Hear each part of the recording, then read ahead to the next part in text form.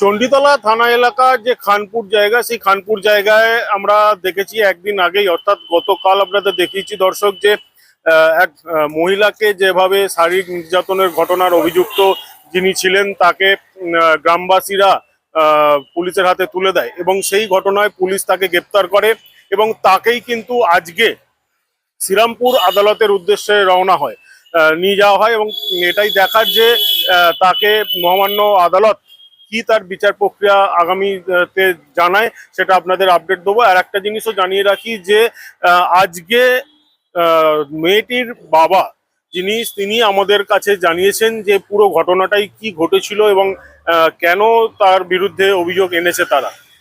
সম্পূর্ণটাই কিন্তু এখন অভিযোগের ভিত্তিতেই তাকে পুলিশও গ্রেপ্তার করেছে এবং অভিযোগের ভিত্তিতেই তাকে কোর্টে নিয়ে যাওয়া হয়েছে। বাট এটাই দেখার যে আগামী প্রক্রিয়া প্রশাসন কি দিকে নিয়ে যায় এবং প্রশাসনের তরফ থেকে কি আগামী দিনে জানানো হয়, পুরোটাই আপনাদের শোনাবো। সরকারি প্রশাসন সরকারি কানুনের হিসেবে যেরকম শাস্তি ওর হওয়া উচিত জঘন্য কাজের জন্য সেইভাবে শাস্তি। কিভাবে জানতে পারলেন এটা? ও যাবজ্জীবন জেল। বলছি, জানতে কিভাবে পারলেন? জানতে আমি পারলাম কদিন আগে। হুম। কার ফোন থেকে কিভাবে রেকর্ডিং কিভাবে ভাইরাল হয়েছে না আছে আমি জানি না। আমি উত্তর পাড়ায় একদিন সোশ্যালিয়া ভাড়ায় দেখলাম, যাদের ভাড়া গেলাম তাদের প্রমাণ করতে পারবো, যে বলে যায় সেটাও প্রমাণ করতে পারবো। কিন্তু আমি ভাড়া গেলাম, আসার পরেতে রাত্রি 8টার সময় ভাড়া থেকে ফিরি।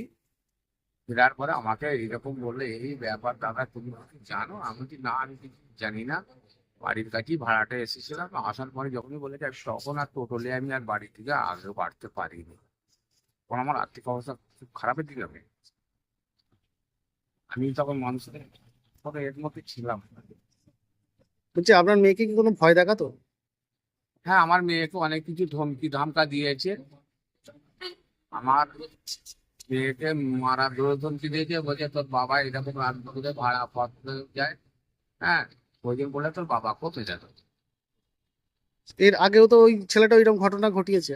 হ্যাঁ, অন্যজনের বউকে নিয়ে এসে সেটাকে বিয়ে শাদি করেছিল।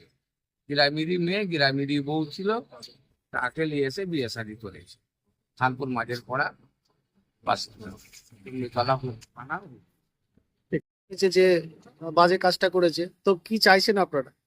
আমরা ওর কঠিন শাস্তি চাই, আর তার জন্য আমার প্রশাসন আমার সাথে আছে, আমার দল আমার সাথে আছে, আমার মা মাটির মানুষ আমার সাথে আছে। কি চাইছেন? আমি ওর শাস্তি চাই। আপনার নামটা? আমার নাম শেখ মুন্সিফ।